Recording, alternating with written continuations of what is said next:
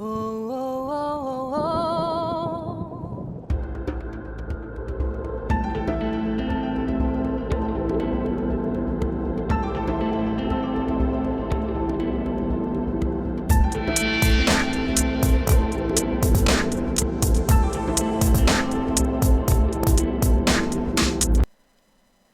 Bonjour à tous. À l'heure où on nous pousse à croire que Jésus n'a jamais existé, il me semblait important de revenir sur le nom de Jésus pour montrer toute la puissance de Dieu. Jésus, Sauveur du monde. Jésus, Seigneur du monde, Roi du monde. Mais qui aujourd'hui sait ce que signifie réellement le nom de Jésus ? On a voulu nous le faire oublier, car peu de monde en réalité. Combien de croyants savent et comprennent ce que signifie le nom de Jésus.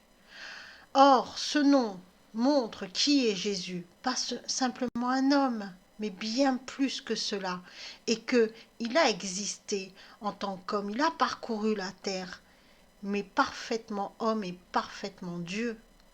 Par une approche sémasiologique, un décodage des lettres hébraïques qui composent le nom de Jésus, on va comprendre qui est Jésus en vérité. Le nom de Jésus, originellement, ce nom s'écrit avec 6 lettres hébraïques. C'est la forme la plus ancienne que l'on va trouver dans la Bible et dans les traductions, cela a été effacé. Surtout dans les traductions latines, mais quand on va voir en hébreu, on retrouve ce nom de Jésus qui s'écrit comme ceci, Yerushua, avec ces lettres hébraïques. Ces lettres hébraïques, nous avons donc le Yod, le He, le Vav, le Shin, le Vav et le Haïn.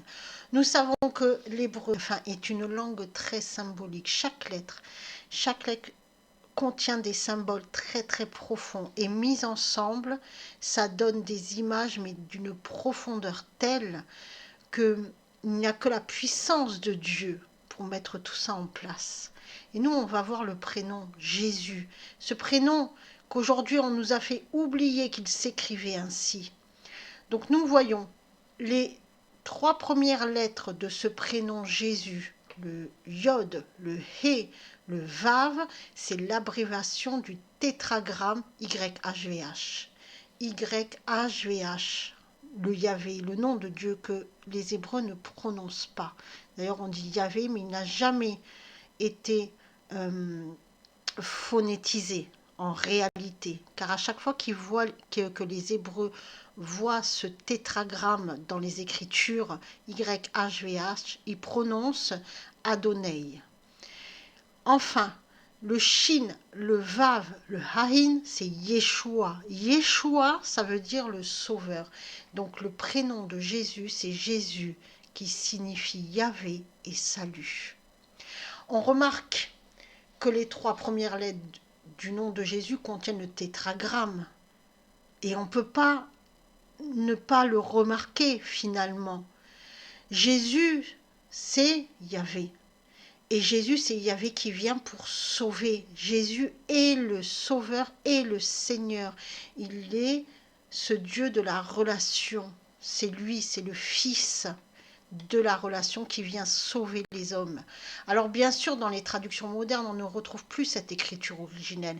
Et la traduction latine l'a complètement fait disparaître. On ne veut pas que vous sachiez, mais maintenant, vous savez. Bibliquement, Yahvé, YHVH, c'est le nom de Dieu que les Hébreux ne prononcent pas. Il est noté dans l'écriture par le tétragramme YHVH, mais les Hébreux ne le prononçaient jamais. C'était trop divin. D'ailleurs, lorsqu'ils voyaient le tétragramme dans l'écriture, ils disaient Adonai pour Seigneur. Et ce tétragramme n'a jamais été vocalisé. On a supposé qu'on pouvait le lire Yahvé, mais en réalité, on n'en sait rien. Souvent dans l'écriture, on a l'éternel Dieu. Donc on a Yahvé qui est l'éternel et Elohim qui est Dieu. Et c'est le nom en fait que les Hébreux appellent le Tout-Puissant. c'est le Dieu trinitaire. C'est Dieu. Et Yahvé, c'est le Dieu de la relation, le Fils. Et Elohim, c'est le Créateur, le Père. Donc nous avons bien un seul Dieu dans l'unité, le Père, le Fils, entre tous les deux, le Saint-Esprit, la Trinité, le Tout-Puissant. C'est lui. Et donc Jésus, Fils de Dieu. Jésus, Fils de Dieu, Yahvé, qui s'abaisse vers l'homme pour le sauver. Continuons notre démonstration par une approche sémasiologique du nom de Jésus, en hébreu, Yehoshua.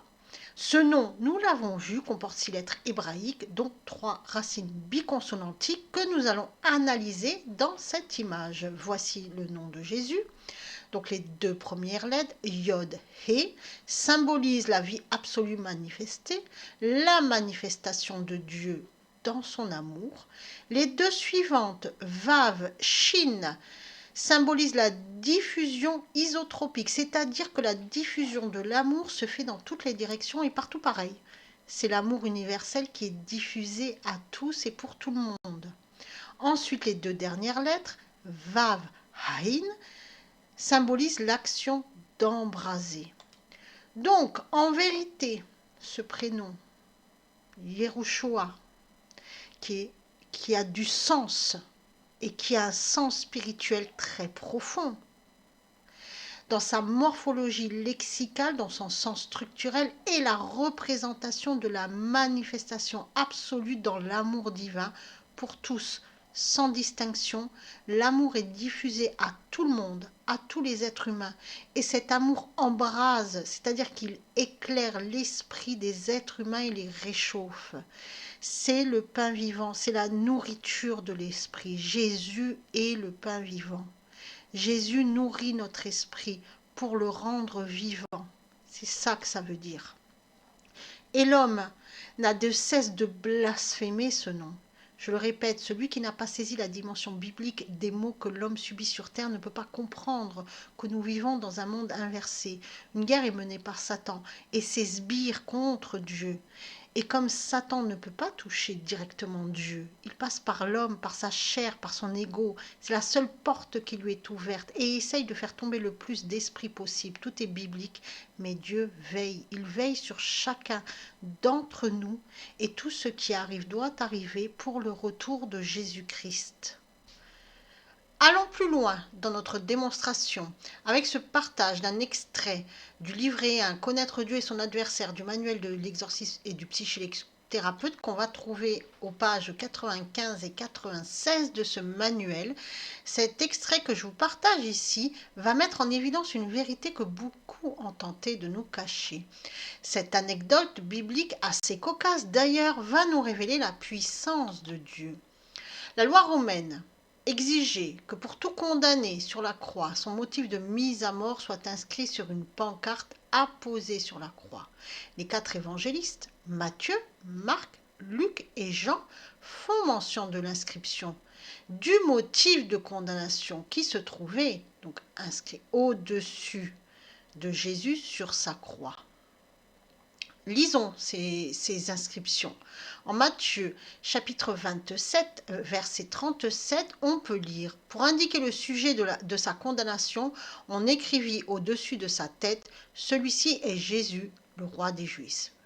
En Marc, chapitre 15, verset 26, on peut lire l'inscription indiquant le sujet de sa condamnation, porter ces mots « Le roi des Juifs ».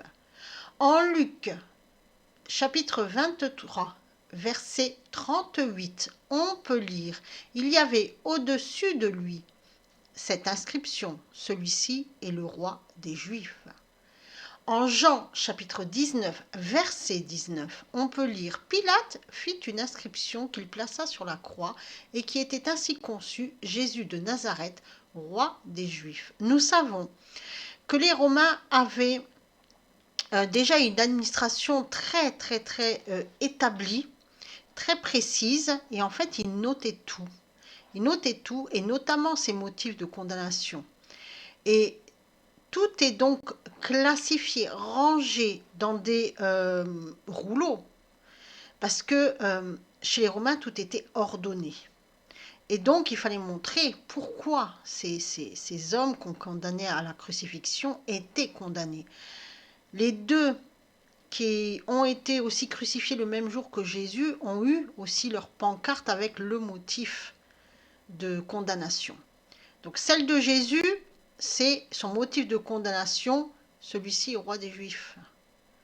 Roi des Juifs. Voilà son motif de condamnation.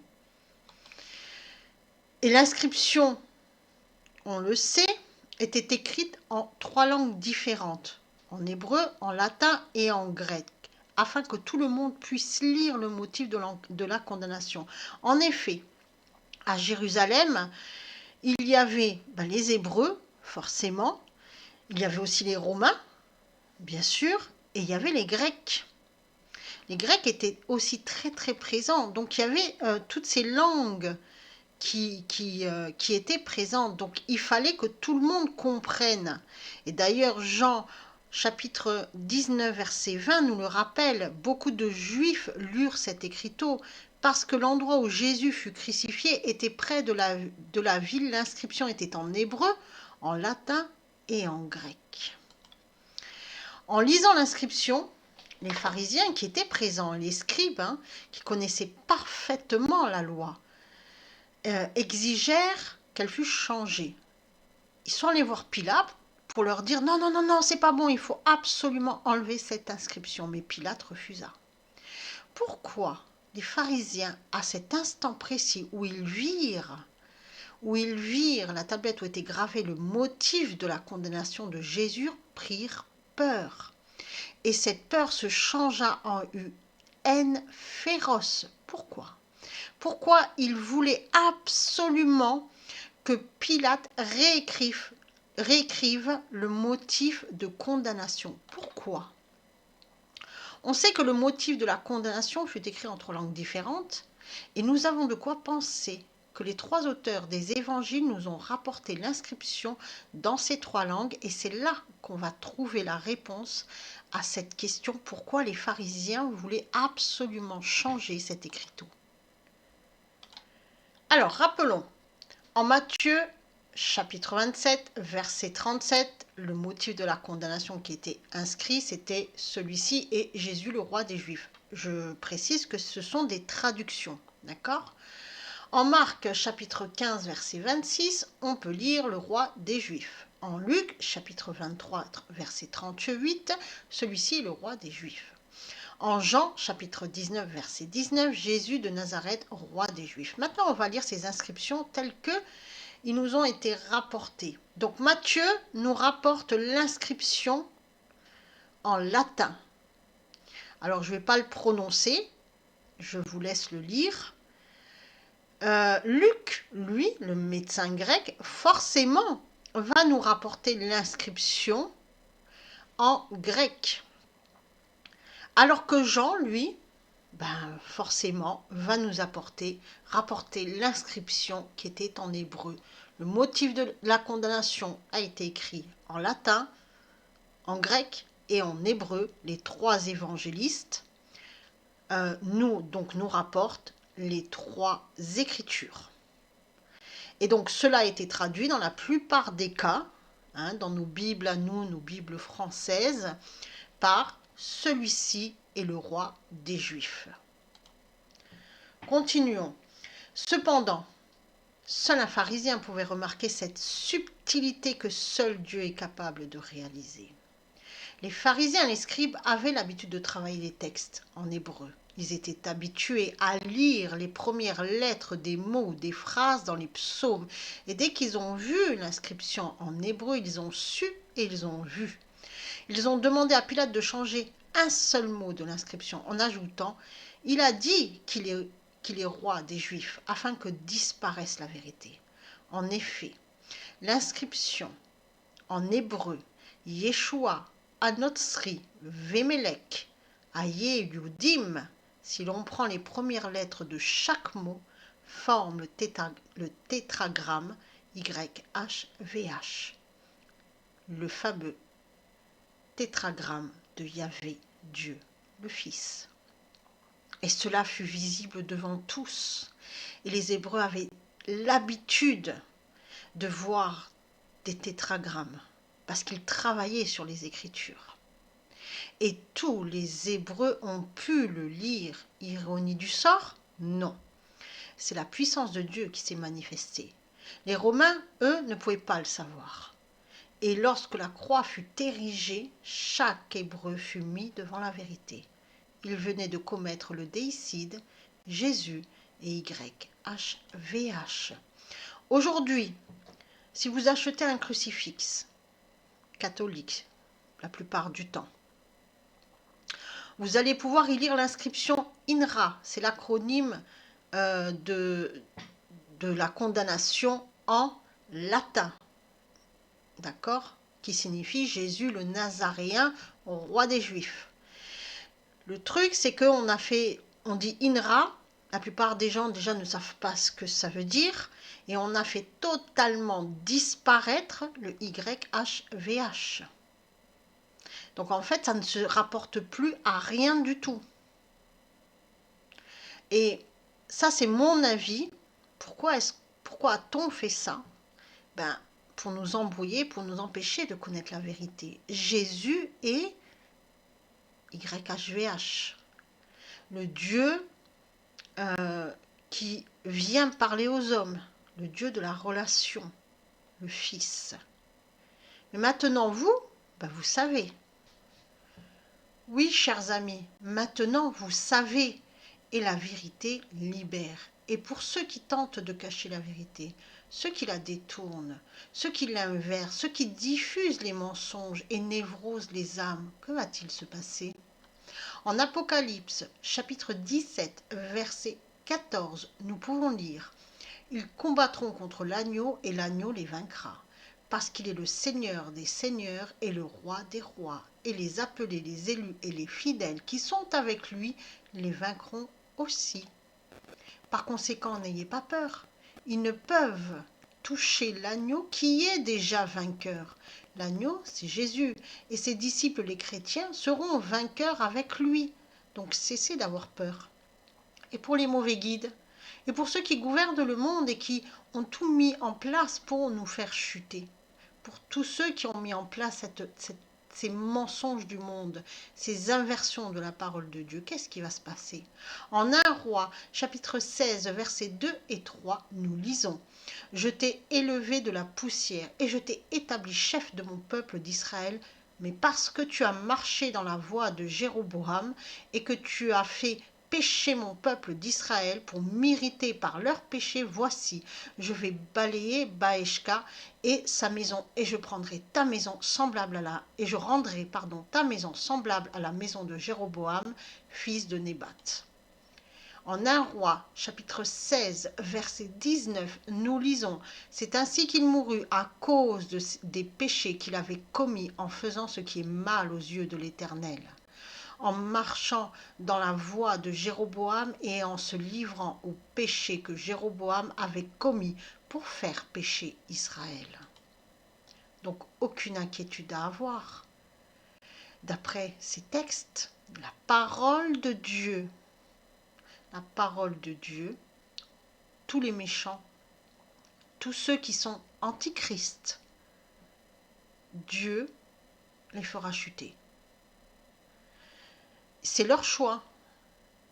Ils ne vont pas mourir à cause de Dieu, mais ils vont mourir à cause de leur choix.